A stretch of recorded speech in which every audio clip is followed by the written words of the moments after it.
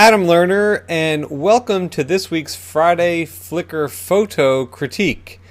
If you would like to partake or be considered for the Friday Flickr photo critique, please set up a photo set of your 10 best photos in Flickr and email them to adamlernerphoto@gmail.com. And remember, please select your 10 best, what you think are your best images, and I'll take a look at them and hopefully make a nice video. So this week we have a photo set that really struck me for a couple of different reasons. I really like the images, and the thing that's really impressive is that this photographer, Brandon Payne, is 14 years old.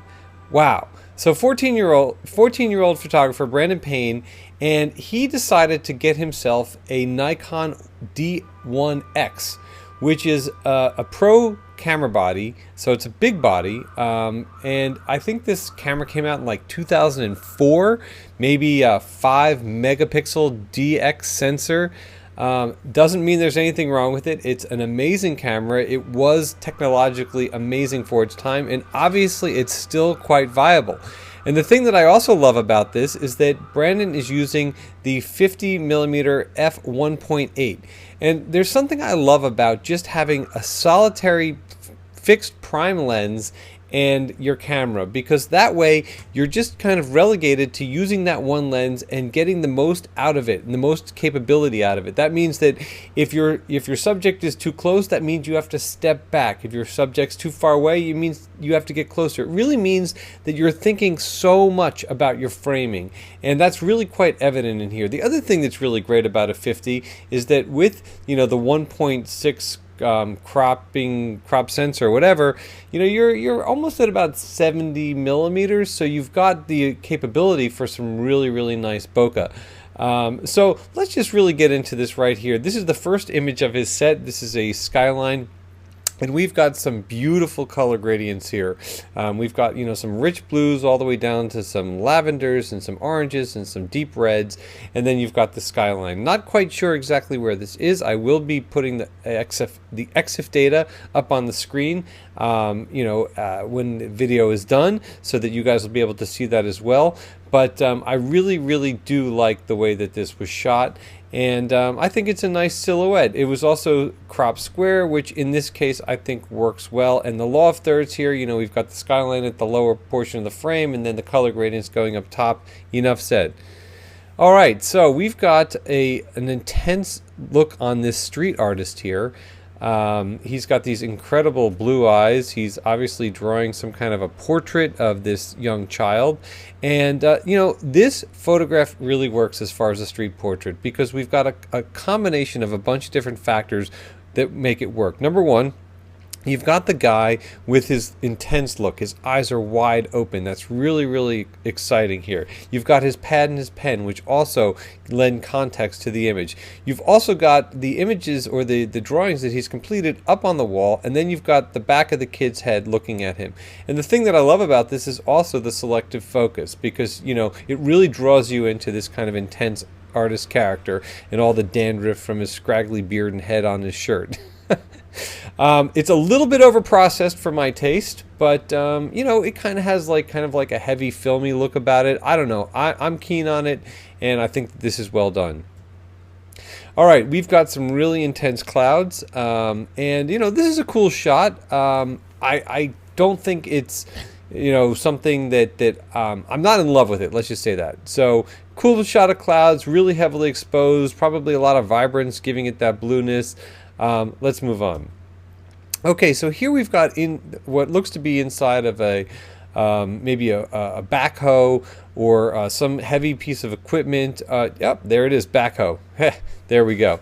The thing that really works about this, actually it's a multitude of things that really work about this, is the selective focus. Brandon focused right in on the chair and the controls there. You've got the front of the equipment, taking up the right of the frame. You've got the top of the equipment taking up the top of the frame. The framing is really cool. It's shot through these trees, late part of the day, I'm guessing, because it's kind of got that, orangey glow going there. You've got the trees kind of blurred out.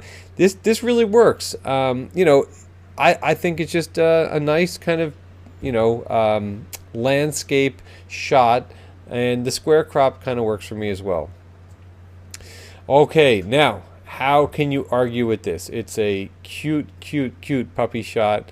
Really tight crop, and there's something really nice about this angle. The way that we're kind of just looking at the side of the puppy's face. We've got like really great focus on the eye, the leading eye, because you can see that his other eye is out in the back, is blurred out in the background. So we've got a really nice selective focus shot. I like that it's black and white. Shot like this, nice profile, a little blown out in the highlights here, not such a big deal. I would also like to see this shot if there's a non-cropped version of it, but as it stands, square format, as Brandon's keeping kind of consistent, it's cool. I like how the negative space behind the puppy's face is black, so it really just pops. The way the light is framing his face, very cool. Moving on.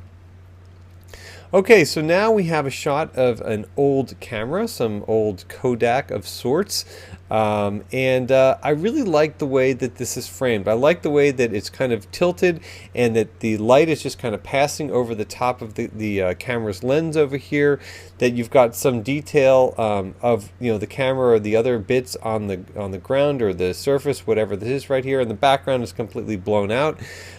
Interesting processing here. It looks like there's some split toning going on. I see some blues and some yellows going on. So, I like it. It works. It's just kind of a neat shot. Next. All right, we've got some barbed wire and set against, I don't know. It's again another nice selective focus shot, where we've really got the barbed wire kind of tightly in there, and the bands of light, or whatever this greenish thing that's in the background, really allow for this image to take on some extra life, because on its own, just shooting some barbed wire, maybe not so interesting, but you've got this rich black and this kind of greenish thing here that's all blurred out, and it's just kind of cool. There's also kind of a selective crop going on, which if you follow the lines of the barbed wire, it just kind of works. Okay, so here we go. Yoo-hoo. Who doesn't like Yoo-hoo? I mean, we all like Yoo-hoo. In fact, I kind of want a Yoo-hoo just looking at this right now.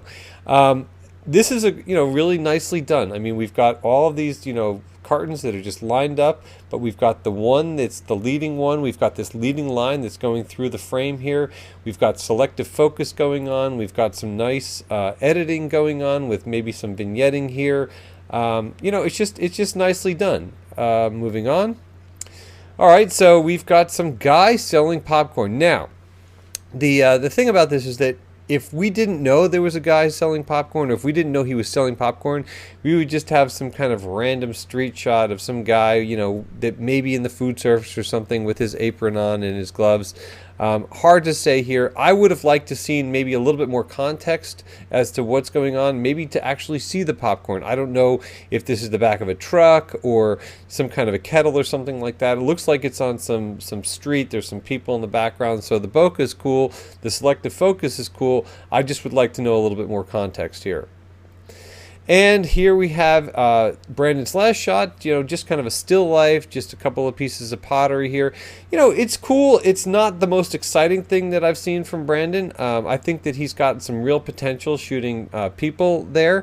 And, this kind of still life, a little selective toning. It's cool. It's just not, to me, as exciting as maybe the shot of the street artist or the Yoo-hoo cartons that were lined up on that window pane. So overall, I think this is a really strong set. I think Brandon's got a great future. 14 years old, already, understanding bokeh and understanding selective focus and all this other kind of stuff. Really great stuff. And I'm really happy he submitted his photo set today.